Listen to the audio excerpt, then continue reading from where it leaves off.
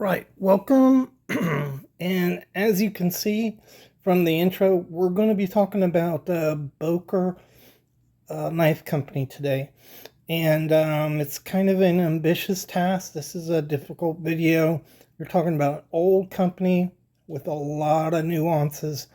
And it's going to be a fascinating look at the history of Boker. A lot of Boker knives are going to make an appearance here today. So if you're a fan of Boker, go ahead and check out the video. Okay, welcome back to the Fortified Castle. I just want to thank and welcome all of my viewers and say bonjour, privet, guten tag, hola, ciao, and konnichiwa to my foreign viewers. And we're on the second part of the history of Boker Knife Company.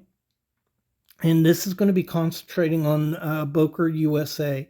And so if you haven't seen the first video, look it up. It's a Boker, History of Boker Part 1. This is Part 2. And both of them are going to be fascinating videos for if you're a Boker collector or if you just like knife history in general. And so at the conclusion of Part 1, we had stopped at where Boker had taken control of Valley Forge Cutlery, which is how it was producing knives in the United States, and that was in 1916. So in 1921, let me just show you this here. So if you look at this tang stamp, it says, let's just do that. You see it says Newark, New Jersey, right there. I hope you can see that. Valley Forge Cutlery, Newark, New Jersey. So in 1921, Boker moved the plant from Newark to Midland. Hold on, I gotta check that. I'm sorry. They moved the plant to Maplewood, New Jersey. And so this knife, if you have knives that have Newark, New Jersey on them, they date before 1921. And from 1921, they'll have Maplewood, New Jersey on them on the tang stamp. And so Boker is now producing knives in the United States and controls that. In 1929, Boker also bought Pittsburgh Steel. And so Herman Boker went to Pittsburgh Steel to develop that business. And he increased the capacity there by 30% and the profitability of Pittsburgh Steel. And the company was ran by the original owner of Valley Forge Cutlery till Herman came back. At some point, Herman's son took over the control of the company around 1930. And so let's see what I got for you. We'll look at this one. So in 1930, they're doing really well. They're well respected in the United States. This knife doesn't date back that far, but it is in original bone scale, so it's a pretty cool little peanut here. You can see the original coloring right there. A lot of character in that. Really cool. I think this tang stamp is a Boker USA. Yeah, it is. And so original Boker markings were just Boker. Straight line Boker. First came a script Boker, where the Boker is larger and in script. And then they went with the straight line Boker, and then eventually added USA to it.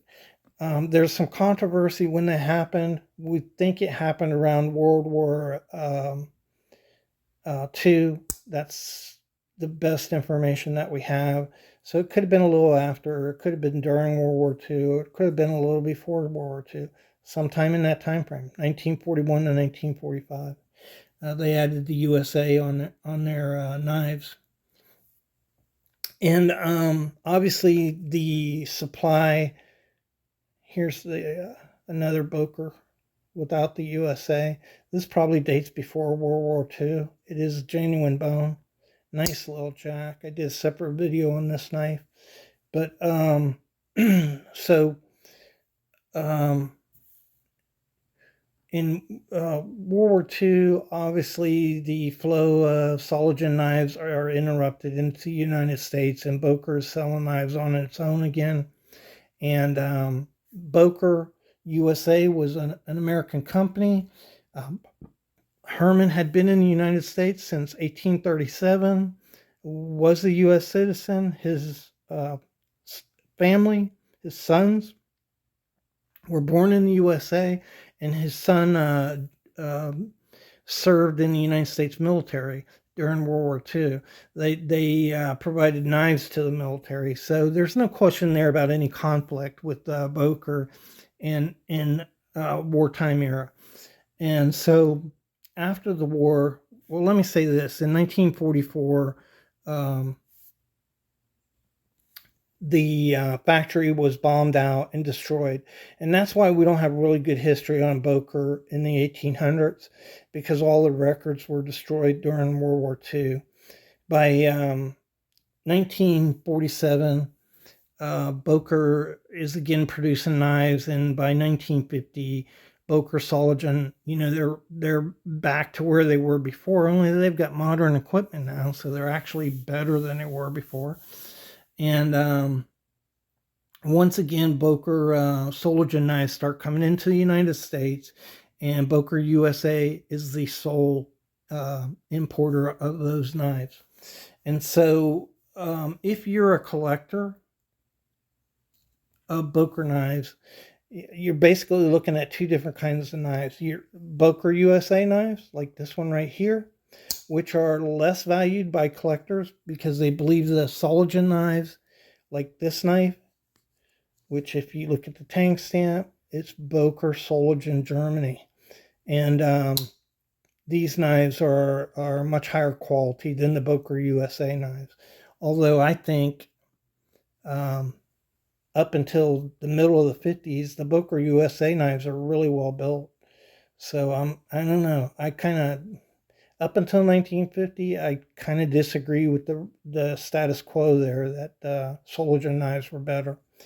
After 1950, there's no doubt that the Soligen knives are better.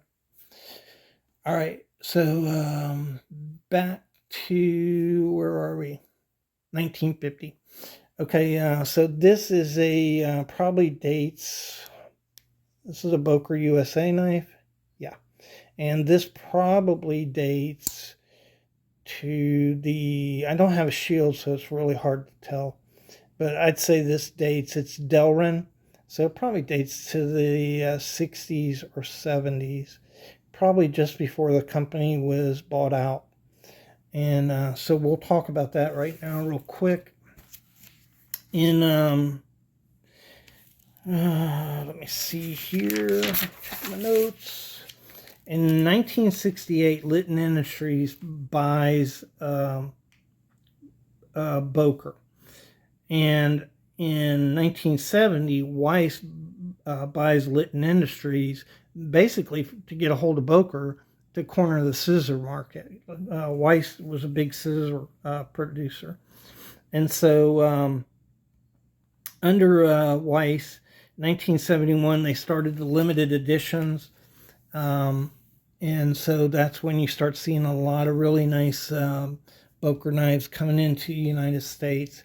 This is a John Primble. This is kind of a crappy knife, so I'd say it was probably produced after Weiss, and under when Cooper had the company. That's when I believe this knife came about. I want to show you this though. This is kind of cool, kind of unusual. If you look at the tang stamp on this knife, John Primble Belknap ink. And so I think this is a knife produced by Belknap just before they went into bankruptcy around 1986. And I think this was produced by Boker USA. And it's a pretty crappy knife. I've cleaned it up substantially, but there's a lot. We'll talk about that another day when I review the knife, but pretty bad knife. So anyhow, in 1976, Cooper Industries buys Boker and moves production to Statesboro, North Carolina. Now they had a huge factory, and it was completely modern, and they did a tremendous job producing knives out of that factory. But within a very short time, after 1978, production was moved to Statesboro. In 1983, Cooper quit producing Boker knives in the United States. So that effectively ends Boker USA right there. It was some time. Eventually, Boker Soligen is going to gain control of Boker knives, but it'll be another decade before they do. So in the interim is this company right here. And so this is a company formed to increase the buying power of Smoky Mountain Knife Works and Blue Ridge Knife Works in the United States. And this is called United Cutlery Company. And their symbol was the globe shield, United Cutlery. But here you can see United Boker in a tree brand. And so United formed a partnership with Boker Soligen. And under that partnership, Boker Soligen was able to import knives into the United States as before, because after Boker USA collapsed, they didn't have an import agency into the United States. And these knives are generally the least desirable Boker knives by collectors.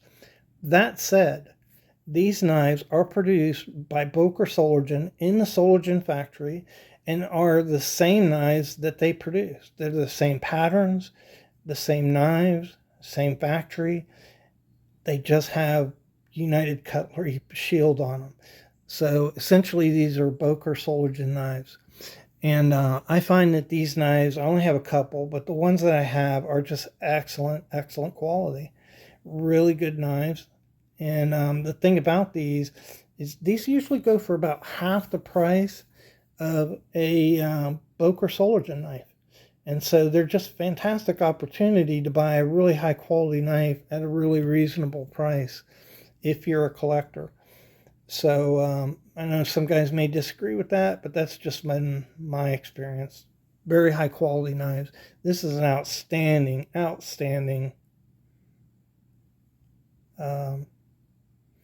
Congress knife. And it's basically the same knife as this, right? Same model number. You see the differences. So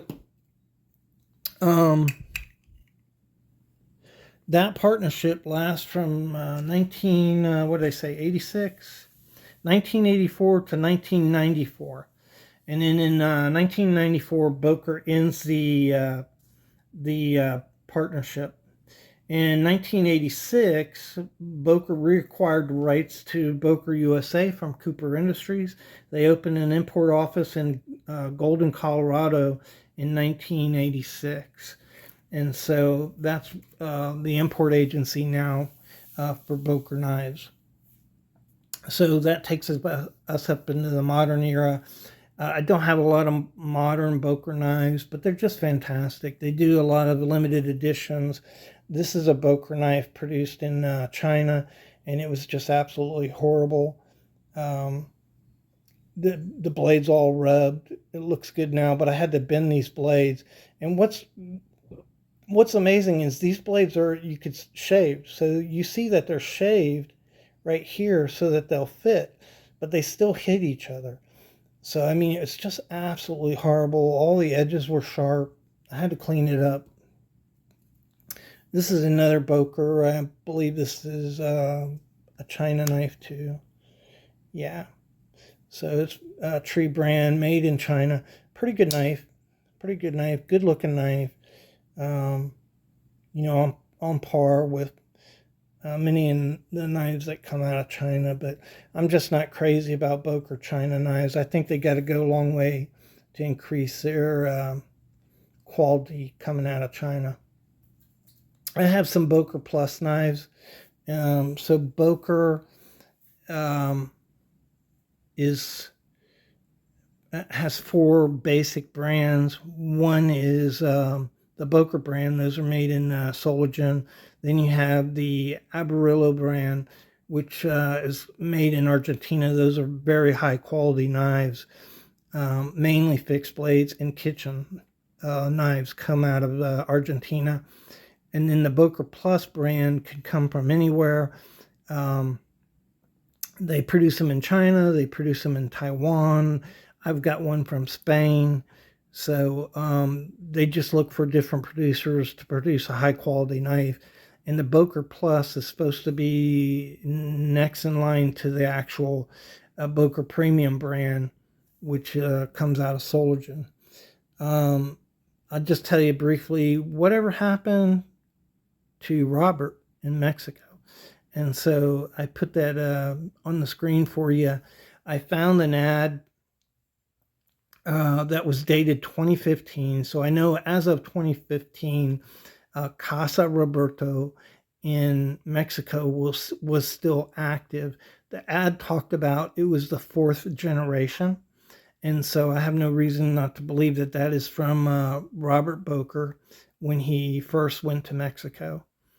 And they sell all kinds of knife brands there in that warehouse store that is run out of Mexico City. So that's whatever happened to Robert Boker. I don't know that whether he ever had a relationship with Germany. I don't know what happened there. There's not a lot of information on the Mexican side of Boker, but I do know as of 2015, Casa Roberto was still in business. And then also there's a picture there showing you the warehouse in Argentina. And that's the other side of Boker. Really fascinating company. A lot of history. They make good knives. I think nowadays they may be overpriced, but in Europe they've got a lot of problems. We complain about inflation here, but it's much worse in Europe. Way, way worse. And so that's something they have to contend with too. And so I think that influences the price of their knives to some extent. And I hope you found this informative. And I hope you enjoy the video. It really took a lot to make this video, man. A lot of confusing stuff, a lot of history. So thanks again. I really appreciate y'all and all your support.